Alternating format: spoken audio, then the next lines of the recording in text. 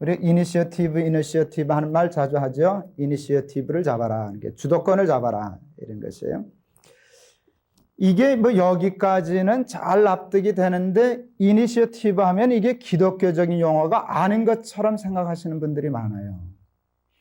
여러분 기독교는 높아지라 그래요? 낮아지라 그래요? 겸손한 자가 되라 그러죠. 섬기는 자가 되라 그러죠. 섬김, 낮아짐, 겸손 이런 단어들과 이니셔티브 이게 잘 맞아요? 안 맞아요? 안 맞는 것 같아요. 그래서 많은 사람들이 이니셔티브 이 얘기를 하면 조금 기독교하고는 안 맞는 것처럼 생각하기가 쉬워요. 그러나 그렇지 않아요. 기독교에 있어서 가장 중요한 것 중에 하나가 이니셔티브예요. 하나님은 우리가 어떤 세상과 세상 사람에 대해서 주도권을 잡고 저들을 가르치는 사람 되기를 원하지 저들에게 주도권을 뺏기고 끌려가는 사람 되기를 원치 않으세요.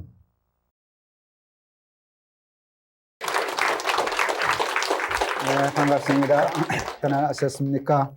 네. 우리 지난 시간에 자녀 교육의 구체적인 목표를 세우라 이거를 시작했어요. 메시지를 한다 그랬는데요. 오늘은 그 두 번째 시간 될 겁니다. 그래서 제일 첫 번째 우리가 뭘 공부했죠? 베이직 트러스트. 이건 뭐 아무리 강조해도 지나치지 않아요. 이게 안 되면 다른 건 하나마나 소용없기 때문에 세워지지 않기 때문에 중요합니다. 성경에 보면은요, 참 예수님이 이렇게 말씀하실 때가 있어요. 내 믿음이 크도다, 내 믿음대로 될지어다. 굉장히 귀한 말이거든요. 그게 자녀 교육에도 그대로 적용돼요. 자녀에 대해서 믿음이 있으면은요, 그 믿음대로 될 겁니다. 근데 말이라도 자꾸 부정적으로 하고 불신하게 되면 그 믿음대로 될 거예요. 그러니까 자꾸 아이에게 기대해주고 믿어주고 그래야 돼요. 우리 교회에 한번 제가 이제 부흥에 한번 강사로 모시려고 마음으로 준비하는 목사님이 계셔요. 미국에서 아주 크게 성공적으로 목회하시는 분이시는데 이분이 유학 중에 히피였어요. 완전히 히피였어요.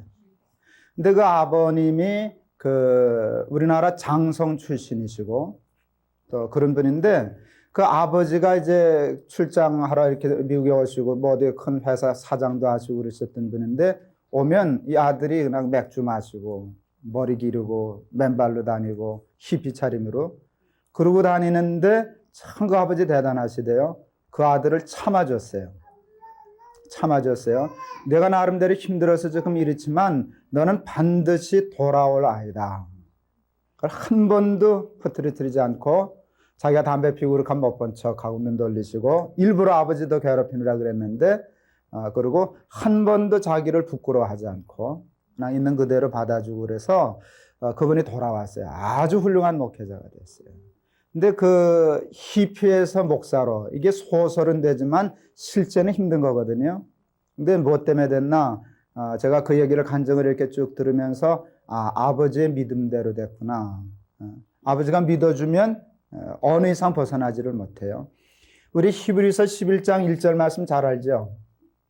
뭐예요? 믿음은 바라는 것들의 실상이요 보지 못하는 것들의 증거라.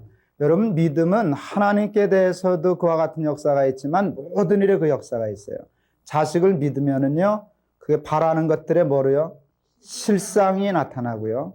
또 보지 못하지만 믿으면 나중에 그 증거를 얻게 될 거예요. 그래서 자녀를 기를 때 실망할 때도 있고 마음 아플 때도 있고 기도에 벗어나는 때가 있어도 절대 실망하지 말고 실망한 것을 보여주지 말고 표현하지 말고 부정적인 말하지 말고 말 한마디라도 긍정적으로 너는 그렇게 살 아이가 아니다. 나는 너를 믿는다. 너는 반드시 돌아와 하면 믿음대로 될 거예요. 싹수가 노랗다이나 막 그럴 줄 알았다. 널 낳고 내가 미역국을 먹다니. 그래 놓으면 꼭 그대로 된다는 말이죠. 그래서 믿음이 참 중요하고요.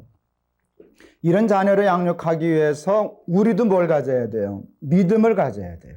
그러니까 하나님 앞에 뭘 달라고 기도해야 돼요? 하나님 믿음을 주세요. 하나님께 대한 믿음을 주세요. 사람에 대한 믿음을 주세요. 세상에 대한 믿음을 주세요. 매사를 긍정적으로 보게 해주세요. 부정적이지 않게 해주세요. 여러분 이거 늘 기도하셔서 자녀 교육만 성공하는 게 아니라 여러분이 교회 집사로, 권사로, 또 장로로, 목사가 될 사람도 있을 거고 뭐 그럴 텐데 지도자가 될 때 이 이면에 아주 탁월한 지도자가 되어야 훌륭한 교육자가 될 수 있습니다. 지도자가 부정적이면, 지도자가 믿음이 없으면, 애정이 없으면 그건 어떻게 교육이 되겠어요? 그래서 이와 같은 것을 위해서 여러분이 먼저 하나님 내게 이 기본적인 믿음을 주십시오. 그리고 여러분 많이 세상을 살아오는 동안에 저보다 윗세대에 있는 분들은 뭐 그렇게 많지는 않은 것 같네요. 다행히. 되게 힘든 세상을 살았어요. 힘든 세상을 산 사람들이 부정적이 많아요. 근데 그거를 믿음으로 깨트려야 돼요. 세상은 우리를 힘들게 해서 부정적으로 불신으로 몰아넣었지만 또 고아들도 있을 수 있잖아요. 우리 중에. 태어날 때 일으킬 수 있었지만은 하나님의 사랑과 믿음을 받아들임으로 그 태생적인 불신을 깨트려 버려야죠. 예수는 믿는다고 하면서도 이 세상적인 환경을 깨트리지 못하고 불신하고 부정적이고 살아간다면 예수님이 그렇게밖에는 안 됐냐 말이죠. 우리가 살아온 환경이 이걸 갖기가 너무나 어려웠어요. 너무나 어려웠어요. 우리 그 외숙부님 얘기해서 개인적인 얘기해서 뭐 들리는지 모르겠습니다. 제가 참 존경하는 분이에요. 오래전에 하나님 앞에 가셨는데 참 성실하고요. 하나님께 대한 기본 믿음이 있고요. 반듯한 분이어서 존경받을 만한 분인데요. 깜짝 놀랄 일이 있었어요. 청량리에서 기차표서 하는데 새치기 하시더라고요. 저는 그 평생 잊을 수 없는 쇼크였어요. 우리 삼촌이 새치기를 하다니 이건 상상이 안 가는 일이에요. 근데 나중에 이해했어요. 우리 삼촌 시대에는요, 새치기 안 하면 죽을 수도 있는 세상에 살아요. 배급 주는데 끊어지면 못 먹잖아요. 그러니까 그게 믿음과 삶과 아무런 관계없이 그냥 이렇게 탁 되는 거예요. 그러니까 여러분, 힘든 세상에서 반듯하게 산다는 게 더 힘들고 얼마나 어려워요. 부정적이고 공격적이고 남을 밟지 않으면 내가 일어설 수 없고. 그래서 한동안 응원가도 뭐 밟아라 밟아라 뭐 이런 뭐 그런 찬송이란다.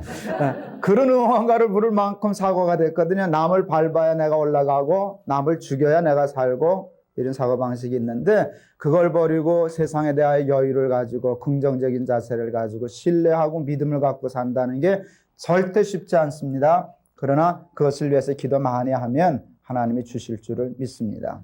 목사는 교인을 믿어야 돼요. 교인은 목사를 이게 끊어지면은요 밤낮 삐딱해서 저게 진짜일까 말은 저러지 이러면 은혜가 안 된단 말이죠. 모든 관계가 신뢰의 관계가 돼야 되는데 이것을 위해서 우리가 기도해야 됩니다.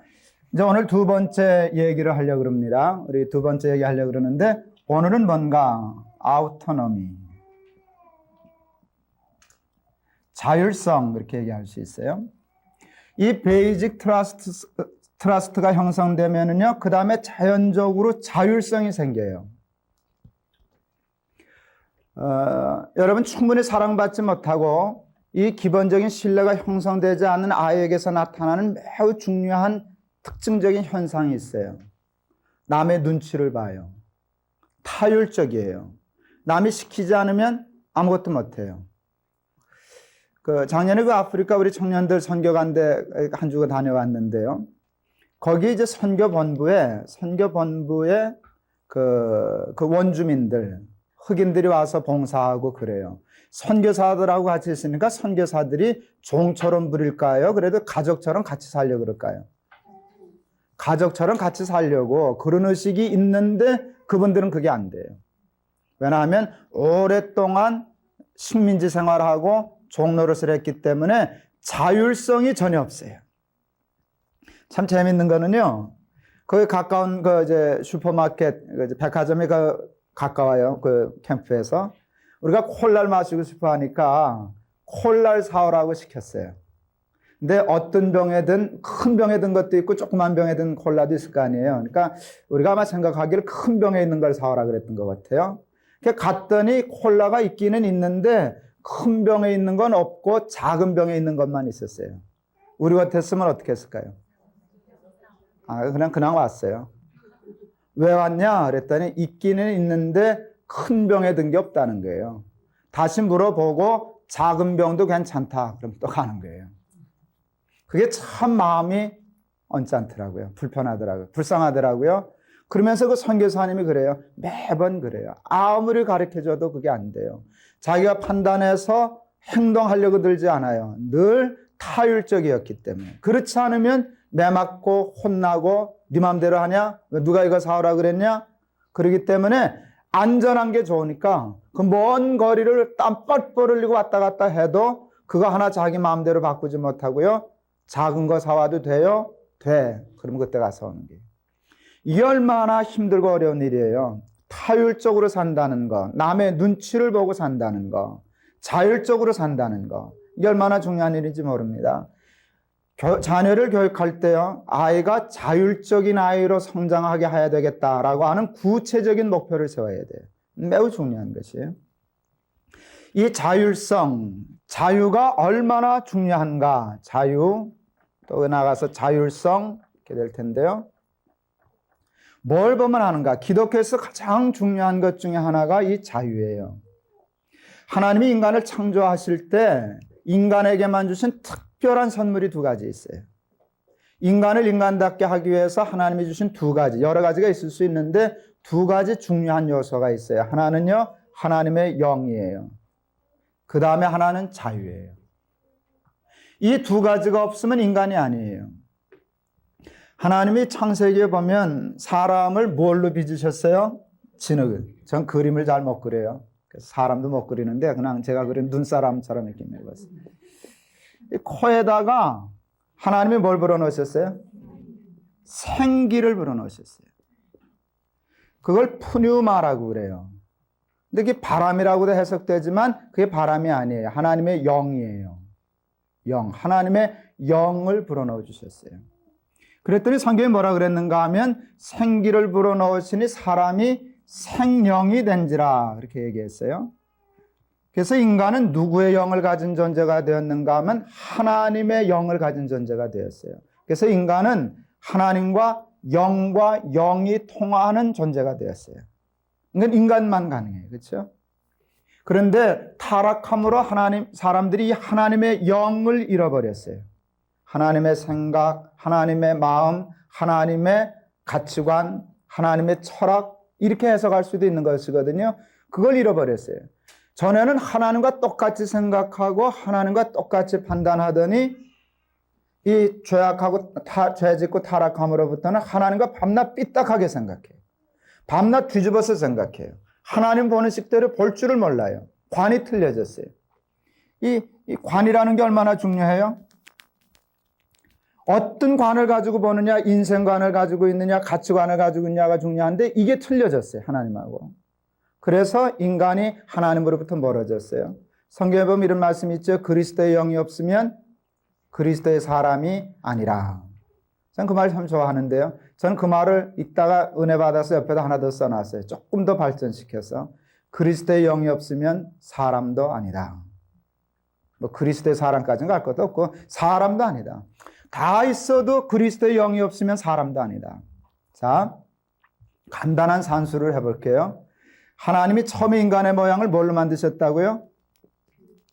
진흙으로 만드셨어요. 거기다 뭘 불어넣으셨어요? 그랬더니 뭐가 되었어요? 사람이 되었어요. 그렇죠? 생명, 사람이 되었어요. 그러면 이 사람에게서 마이너스 하나님의 영을 빼면 뭐가 될까요? 이건 정확한 산수예요. 정말 그래요. 정말 그래요. 인간에게서 하나님의 영 하나를 빼놓으면 진흙 이상도 아니고 진흙 이하도 아니에요. 그냥 꼭 진흙이에요. 인간에게 있어서 가장 중요한 게 뭔가 하면 하나님의 영이다 알 수 있어요. 그 다음에 두 번째로 주신 거, 영만큼 중요한 게 뭔가 하면 하나님이 인간에게 자유를 주셨어요. 그래서 인간이 스스로 선택하게 하셨어요. 의지를 가지고. 이걸 뭘 보면 알 수 있나? 선악과를 보면 알 수 있어요. 하나님이 선악과를 이렇게 주시고요. 근데 다 따먹어도 좋지만 이거는 따먹으면 안 돼. 그러셨어요? 안 돼. 따먹지 마라. 내가 말하는 대로 살아. 하고 말씀하셨어요. 그럴 때 사람에게는 이걸 딸 수 있는 자유도 있고 안 딸 수 있는 자유도 있어요. 여러분, 이게 인간이에요. 하나님은 인간에게 이 엄청난 자유를 주셨어요. 하나님은 인간이요, 운명적으로, 기계적으로, 노예적으로 순종하는 일을 싫어하셔요. 하나님은 우리를 자녀로, 사랑하는 신부로 생각하시기 때문에 여러분, 사랑을 받고 싶으시지 노예적인 순종을 받고 싶어 하지 않으셔요. 그래서 하나님은 참 엄청난 일을 하셨는데요. 하나님은 우리 인간에게 어떤 자유까지 주셨는가 하면 하나님을 거부할 자유까지 주셨어요. 그래서 거부하잖아요. 근데 하나님이 인간에게 거부할 자유를 주신 이유를 아시죠? 거부할 자유가 없으면 영접할 능력도 없는 거잖아요. 여러분, 거부를 못하면 영접도 못하는 거예요. 거부를 할 수 있으니까 영접을 할 수 있는 것이에요. 하나님이 인간에게서 내 의지로, 내 판단으로, 내 마음의 결정을 가지고 하나님 사랑합니다, 하나님이 내 인생의 주님이십니다, 영접하기를 원하시지, 그냥 노예처럼 총으로 쏴서 위험해서 너 아니면 죽어 벌벌 떨면서 그런 순종을 요구하지 않으신다. 그래서 인간에게서 이 자유를 빼면 또 인간이 아니에요. 그리스도께서 너희로 자유케 하려고 자유를 주셨으니 그러므로 다시는 종의 멍에를 매지 말라. 여러분, 예수님이 십자가에 지셔서 우리를 구원하실 때 우리에게 주시려고 했던 가장 중요한 두 가지는 하나님의 영과 자유예요. 죄가 우리에게서 자유를 빼앗아 가거든요. 죄의 종되게 하잖아요. 근데 예수 그리스도의 십자가로 말미암아 우리가 다시 자유하는 사람이 되었어요. 자유가 얼마나 중요한 것인지 모릅니다. 하나님이 인간을 창조하실 때 인간을 자유하는 사람으로 만드셨기 때문에 우리도 자녀를 키울 때 꼭 목표를 세워야 되는 일이 자유하는 사람으로 살게 하겠다. 자율성을 가지고 살아가는 아이를 교육하겠다 하는 목표를 세워야 돼요. 이건 하나님의 교육, 하나님의 창조에서 우리가 배울 수 있는 교육이라 이렇게 얘기할 수 있죠. 여러분, 우리 기독교 이 자유에 대해서 조금 더 생각하려고 그러는데요. 기독교와 미신을 비교할 필요조차도 없어요. 기독교하고 비교할 필요도 없는데 굳이 비교하자면 매우 중요한 차이가 있어요. 여러분, 미신은 무엇을 믿는가? 운명과 팔자를 믿어요. 지난 시간에도 잠깐 우리 설계도 얘기를 했는데요. 여러분, 인생을 집을 짓는 건축에 비유할 때 미신은 어떻게 생각하는 건가 하면 내 인생이라고 하는 집을 누가 짓는다는 거예요? 내가 지어요? 신이 지어요? 신이 지어요. 그건 뭐예요? 운명이에요. 그게 내 팔자예요. 내 마음대로 집을 선택할 수가 없어요. 판잣집을 주면 그게 내 팔자요. 2층 집을 줘도 그게 내 운명이요. 누가 결정하나? 내 팔자와 운명은 신이 결정을 해요. 근데 자기 마음에 안 들어요. 이걸 어떻게 하고 싶어요? 바꾸고 싶어요. 팔자를 고치고 싶어요. 운명을 바꾸고 싶어요. 뭘 해요? 그래서 제사 드려요. 제사 드려요. 제사 드려서 절하고 뭘 갖다 바치고 그래서 누구 마음을 풀어요? 신의 마음을 풀어가지고 뭘 바꿔달라는 거예요? 집 바꿔주세요. 내 운명 고쳐주세요. 내 팔자 좀 피게 해주세요. 이것이에요. 이게 미신의 종교적인 행위의 전체적인 그림이에요. 기독교는 이 운명과 팔자가 없어요. 하나님은 우리에게 운명과 팔자를 주시는 분이 아니에요. 하나님은 우리의 인생의 집을 당신 마음대로 지어가지고 김동원 넌 여기 가서 살아? 넌 몇 동이야? 넌 판잣집이야? 이러지 않으셔요. 하나님은 우리의 인생의 집을 짓지 않으시고요. 뭘 주시나? 우리에게 내 스스로 얼마든지 훌륭한 인생을 건축할 수 있는 자유와 그 다음에 능력을 주셔요. 그리고 뭐라 그러시는 줄 아세요? 내 인생의 집은 내가 한번 잘 지어보거라. 그리고 이제 난 모른다. 네가 망치든지 잘 짓든지 나는 몰라. 그러시는 분이 아니에요. 옆에 딱 쓰셔서 얘기하는 게 걱정 말고 해봐. 실수하면 고쳐줄게. 잘못되면 다시 기회를 줄게. 내가 도와줄 테니까 너 나 믿고 마음 놓고 한번 인생을 잘 지어보거라. 여러분, 그래서 성경에 이런 말씀이 가능한 거예요. 지혜로운 사람은 마치 뭐와 같다고요? 반석 위에 집을 짓는 사람과 같다. 어리석은 사람은 모래 위에 집을 짓는 사람과 같다. 이 비유에 중요한 거 있어요. 집을 누가 짓고 있어요? 내가 짓고 있잖아요. 너 지혜로운 건축자가 되거라. 여러분, 미신에는 우리 인간을 자기가 스스로 인생을 건축하는 건축자라고 하는 컨셉이 없어요.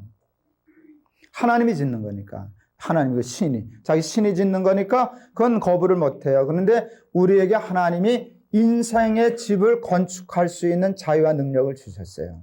참, 하나님 그거 참 중요해요. 내가 지었으면 잘못하면 책임을 누가 져야 돼요? 내가 져야 되는데 또 책임은 누가 지세요? 하나님이 지셔요. 이게 재밌는 거예요. 능력과 기회는 우리에게 주시고 잘못하면 책임은 당신이 지시고. 그게 이상해요? 하나도 이상하지 않아요. 부모도 그렇잖아요. 자녀를 위해서 다 뒷바라지 하다가 아이가 잘못하면 누가 책임져요? 내가 책임지죠. 우리 아이가 가서 실수해서 남한테 손해 끼치면 누가 물어줘요? 내가 물어주죠. 당연히. 하나님이 우리 책임져 주는 일은 감사한 일이지. 당연한 일이죠. 감사한 일이고 당연한 일이에요. 우리 아버지시니까. 그러니까 걱정할 것 없어요. 그러면서 최대한으로 우리의 자율성을 키워주셔요.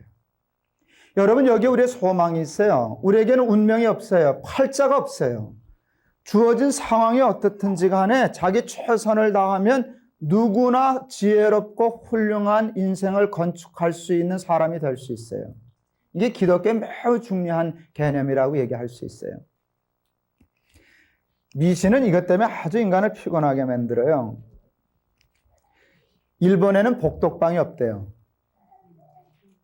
우리 오대승 목사님 더 잘 아시는데 최근에 이제 생겨나기 시작했다 그러대요. 일본에는 복덕방이 없대요. 이유를 아세요? 잘 모르시죠? 일본은 이사 가는 날이 딱 정해져 있대요. 뭐 무슨 날이라 그러는데 그게 무슨 날이냐 그랬더니 귀신들이 하늘로 회의하러 올라가는 날이라고 그러더라고요. 세상에 귀신이 하나도 없을 때 싹 바꿔치면 귀신이 어디로 가는지 모른다고. 그러니까 그게 무슨 귀신일까? 그것도 모르는 귀신이 내 성으로 생각했어요. 그러기 때문에 그때 한꺼번에 이루어지기 때문에 그 복덕방에 일이 없대요. 평상시에 일이 잘 없어가지고 뭐 그렇다는 얘기를 귀동냥으로 들었어요. 근데 미신 믿는 사람들 정말 그렇죠? 아무 날이나 이사 가요? 못 가요. 언제 가요? 저는 아직도 그게 뭔지 몰라요. 손 없다는 말이 이게 없다는 것인지 손님이 없다는 건지 뭐가 없다는 건지 아직도 몰라요. 하여간 근데 뭐 없는 날? 손 없는 날 가요. 아무 방향으로나 가요? 누구한테 물어봐요? 점쟁이한테 물어봐서 동쪽으로 가라 그러면 동쪽으로 가고요. 서쪽으로 가라 그러면 서쪽으로 가요. 우리 예수 믿는 사람은 언제 이사 가요? 주일날만 안 가면 돼요. 주일날만 안 가면 돼요. 어디로 가야 돼요? 지가 가고 싶은 데로 가는 것이죠. 성경에 있잖아요. 내가 어디로 가든지 무엇을 하든지 나 하나님 여호와가 너와 함께 하느니라. 이게 기독교예요. 이 모든 것을 볼 때 기독교가 중히 여기는 것이 뭔가? 하나님이 우리 인간을 어떤 사람으로 기르고 싶어 하시는가? 자유하는 사람으로 기르고 싶어 하신다 하는 걸 알 수 있어요. 자율적인 사람. 왜 그런가? 그건 간단해요. 하나님이 우리를 사랑하시기 때문이에요. 제가 개 좋아하는 거 아시죠? 제가 개 참 좋아해요. 그런데 개 끌고 나갈 때 전 대개 목도리 안 하고 다니지만 이게 정말 안 들면 묶고 다녀요. 내가 개를 암만 좋아해도 내가 개를 쫓아다녀요. 개가 나를 쫓아야 되네요. 개가 나 쫓아다녀야 돼요. 그러니까 말 안 들으면 끌고 다니는 거예요. 끌고 다녀요. 그런데 저는 아이는 한 번도 목걸이를 한 적이 없어요. 개를 여기다, 개란다. 아이를 여기다 묶고 끌고 다니는 부모 봤어요? 아니요. 부모는 자식을 따라다녀요. 그게 부모예요. 왜요? 사랑하기 때문에 그래요. 사랑하면은요, 결박하지 않아요. 묶지 않아요. 구속하지 않아요. 자유하게 해요. 이게 기독교예요. 기독교에 있어서 가장 중요한 것이 자유예요. 그래서 하나님이 가장 싫어하시는 게 뭔가 하면 다른 사람의 자유를 억압하고 박탈하는 거, 이게 가장 싫어하시는 것이에요. 인권을 무시하고 사람을 무시하고 사람의 자유를 박탈하는 거, 이게 치명적인 잘못이에요. 하나님은 우리를 자유하는 사람으로 길러주셨다. 창조해 주셨다는 걸 여러분 알 수 있어요. 근데 이렇게 볼 때 우리가 다 교육의 전문가는 아니지만 한국 교육에 가장 큰 문제점이 있다면 뭘까요? 교육이 자율적이질 못하고 타율적이에요. 이 한국의 교육을 받으면 받을수록 잘 받으면 잘 받을수록 아이들이 학생들이 자율적인 아이들이 돼요? 타율적인 아이들이 돼요? 타율적인 아이들이 돼요.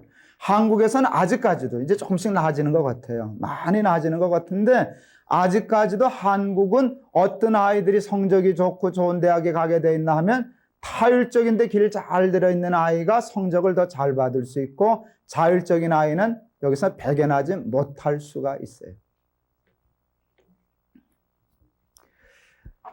포항에 한동대학 있는 거 여러분 아시죠? 한동대학은요, 입학할 때 전공이 없어요. 그냥 들어가요. 가서 2학년 2학기 때인가 자기가 공부를 해보고 그때 전공을 선택해요. 뭐 수능 볼 때 문과, 이과 다 하는데 얼마든지 가서 바꿔요. 우리 큰아이는 이과로 들어갔는데 전공은 결국 문과로 택했어요. 그게 참 좋은 것 같아요. 해보니까 이과인 줄 알았더니 공부를 해보니까 문과가 더 좋아요. 이렇게 이제 바꿀 수 있어요. 거기에 무슨 학과가 있는가 하면 산업디자인과가 있어요. 지금 우리 둘째 아이가 다니는 데인데 지금 둘째 아이가 산업디자인과를 다녀요. 산디 그러더라고요. 산업디자인이라고. 근데 대개 다른 대학의 산업디자인과 정도 되면은 학생들이 얘는 고등학교, 중학교 때부터 뭐 그림 학원에 가서 데상이라도 하고 기본적인 걸 다 배워가지고 그러고 오는데 여기는 그런 애들이 거의 없어요. 그냥 왔다가 그거 재밌네, 좋은 애 그러면 글로 들어가는 거예요. 우리 둘째도 마찬가지예요. 어려서부터 그림 그리는 건 좋아했지만 뭐 그걸 전공으로 할 생각을 한 번도 해본 일도 없고 미술학원 보내본 적도 없고 뭐 애들 때라도 미술학원도 안 보냈으니까 미술에 대한 그림 그리는 데는 전혀 기초가 없는 애예요. 근데 우리 애만 그런 게 아니라 거기 산업디자인과 애들이 다 그래. 100% 거의. 근데 재밌는 게 있어요. 해마다 그 학교 이렇게 가보면은요, 그 학교 로비에 산업디자인과 학생들이 이렇게 무슨 전람회나 이렇게 출품해서 상 받은 게 나오는데요. 거의 100% 상을 받아와요. 출품하면 상을 받아와요. 조그만 상만 받아오는 게 아니라 큰 상도 받아와요. 큰 상도 받아와요. 이게 신기하잖아요? 한 번 기초도 없는 아이가 가서 받아와요. 우리 아이가 이제 휴학하면서 자기 교수님한테 매일 이렇게 지도를 받는데 교수님 휴학하고 좀 쉬는 동안에 학원 가서 좀 대상도 배우고 좀 그럴까요? 교수가 학원 가지 말라는 거예요. 그냥 여기만 나만 따라와라 그러는 거예요.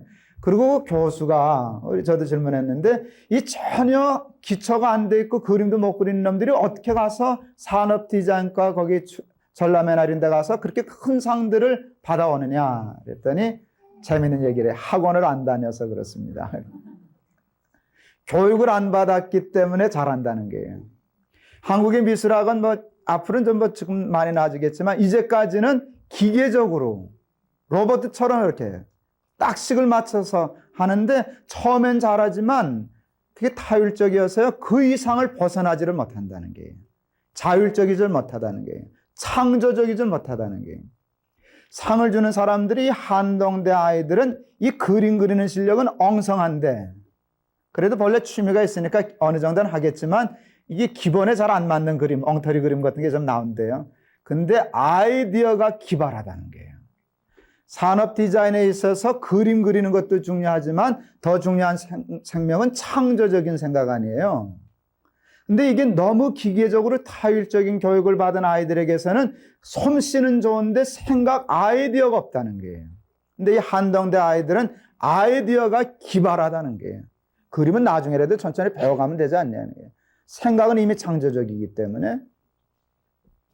어제 우리 기독교 텔레비전에서 보니까 우리 김진홍 목사님 강의하시더라고요. 아주 참 명강이에요. 좀 배 아파요. 그분 강의자들. 근데 아주 재밌는 얘기를 하시더라고요. 자기가 뭐 그 학교 이름까지 돼서 그분들 좀 어떻게 생각하실는지 모르지만 경기고등학교 서울대학을 안 나와서 자기는 성공했다고. 그게 무슨 뜻에서 한 얘기인지는 알겠죠. 경기고등학교 서울대학을 무시해서 한 얘기는 아니에요.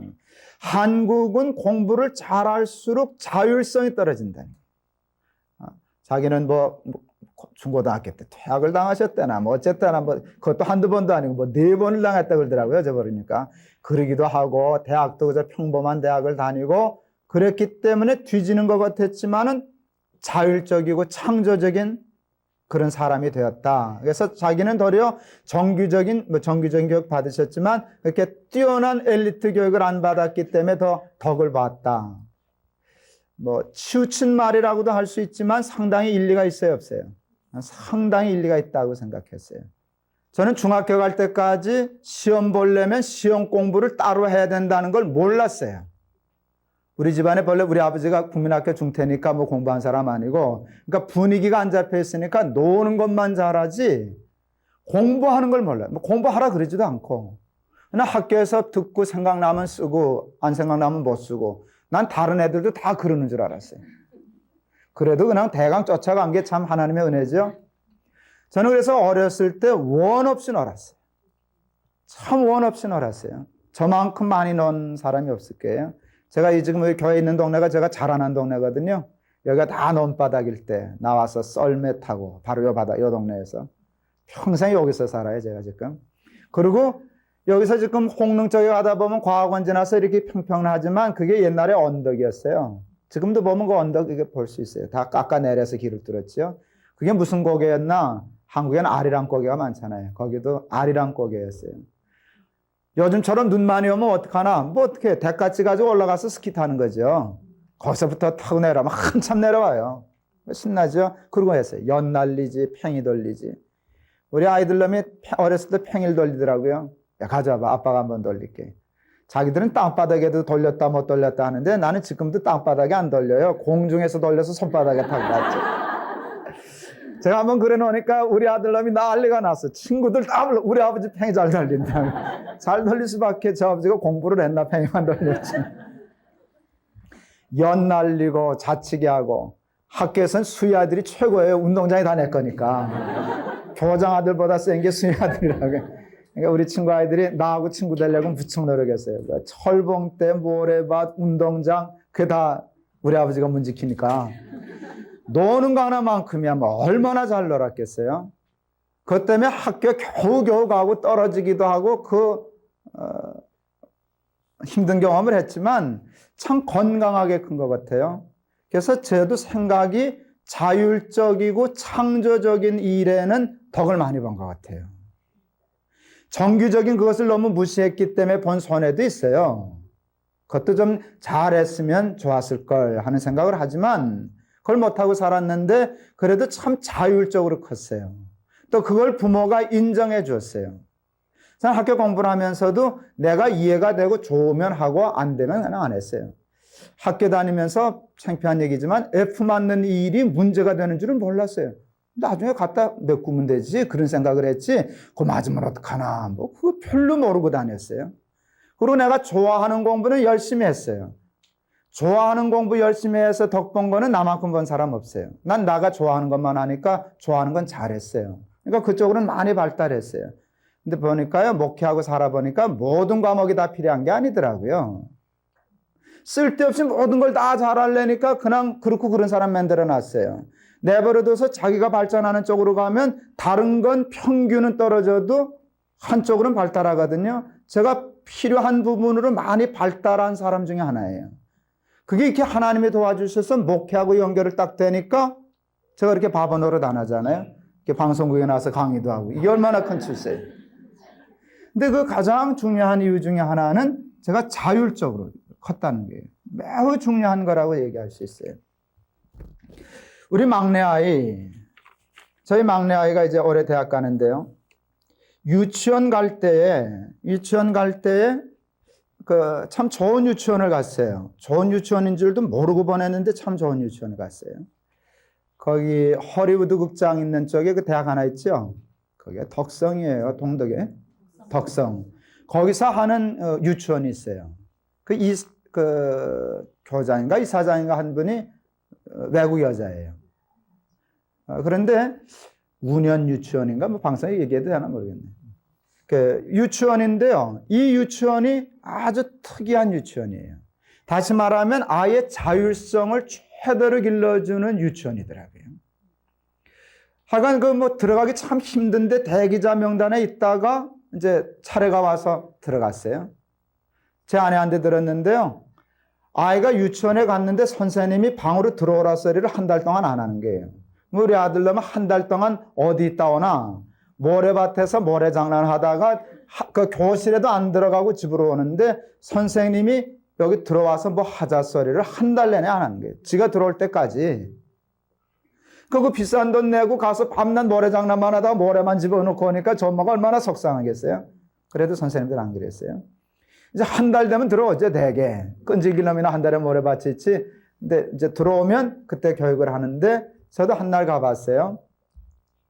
이 교실 안에요. 학습센터가 여러 대 있어요. 선생님이 의도적으로 뭐 피아노도 뭐 이제 갖다 놓고 그림 그릴 것도 갖다 놓고 마당에는 피구하려고 공도 갖다 놓고 이제 이랬더라고요. 여러 가지를 준비했는데 아이들에게 오늘은 무슨 시간 이게 없어요. 지가 돌아다니다가 여기 관심 있으면 이제 여기 오는 거예요. 여기 관심이 여기 가는 거예요. 그래도 선생님이 뭐 피구하러 애들이 모였는데 뭐 피구하자 소리도 안 하고 이게 피구라 소리도 안 해요. 한 놈이 물어요. 선생님 이건 뭐예요?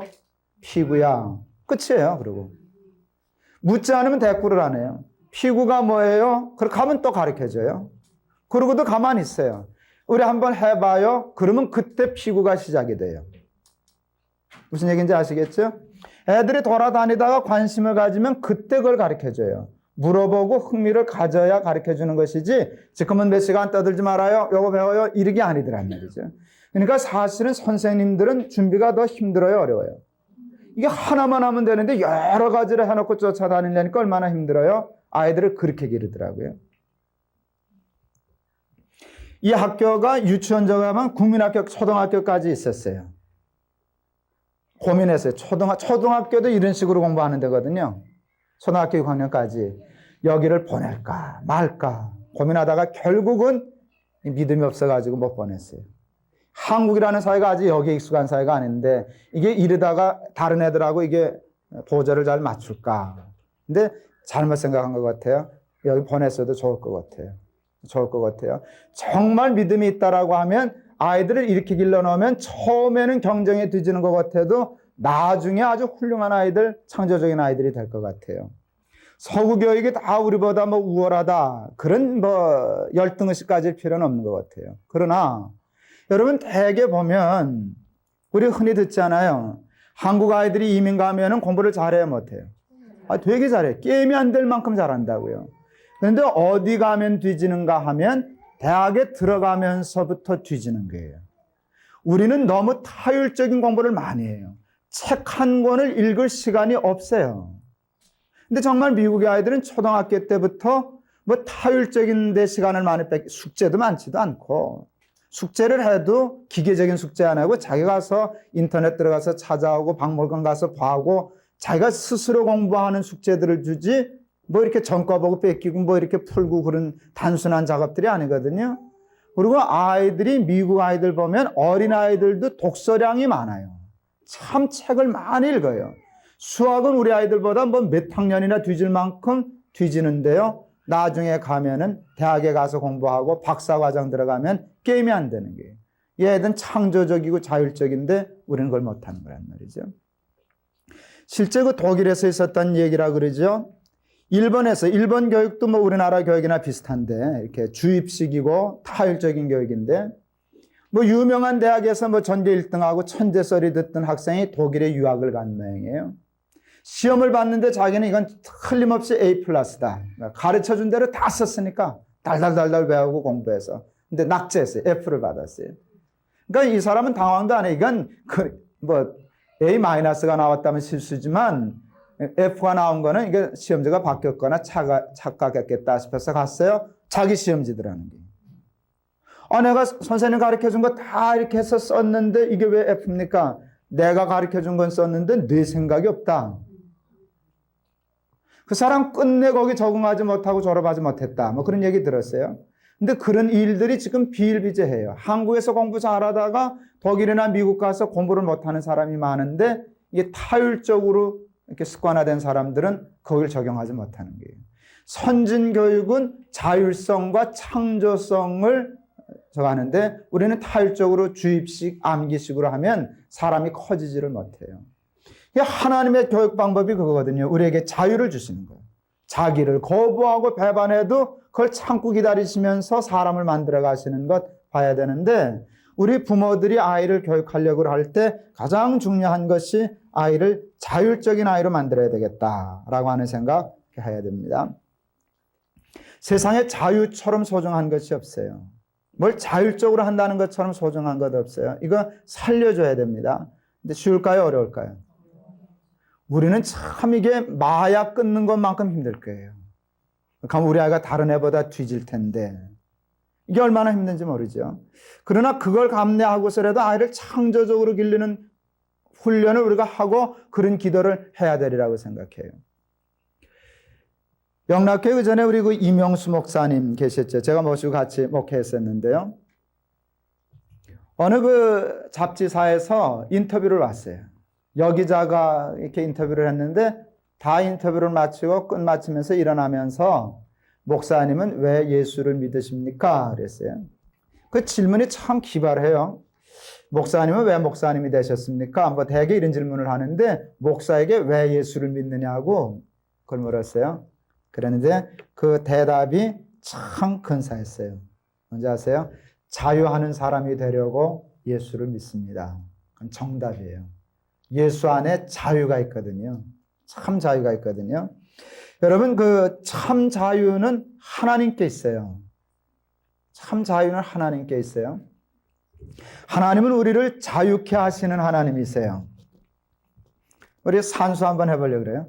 자유케 하시는 하나님. 아까도 얘기했죠. 하나님은 우리를 운명화하거나 그러지 않거든요. 자유케 하시는 하나님. 으로부터 자유하면 그는 자유하는 사람이 될까요? 자유하지 못하는 사람이 될까요? 많은 사람이 자유케 하시는 하나님으로부터 자유해요. 다시 말하면 벗어나요. 그렇게 하면 그 사람은 자유인이 될까요? 자유 없는 사람이 될까요? 자유를 잃어버려요. 자유하는 사람이 되려면 자유케 하시는 하나님께 종이 되어야 돼요. 그렇죠? 그러면 하나님께 묶이면 묶일수록 사람은 더 자유해요. 수고하고 무거운 짐진 자들아 다 내게로 오라. 내가 너희를 편히 쉬게 하리라. 그 다음에 내 멍에를 메고 내게 배우라. 그랬죠. 내 멍에는 쉽고 가벼움이니라. 이런 말씀 우리 마태복음 11장에 있는 거 아시잖아요. 근데 재밌어요.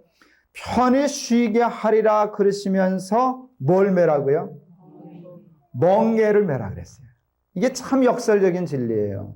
멍에를 매면 자유가 생겨요? 자유를 잃어버려요? 멍에는 구속이잖아요.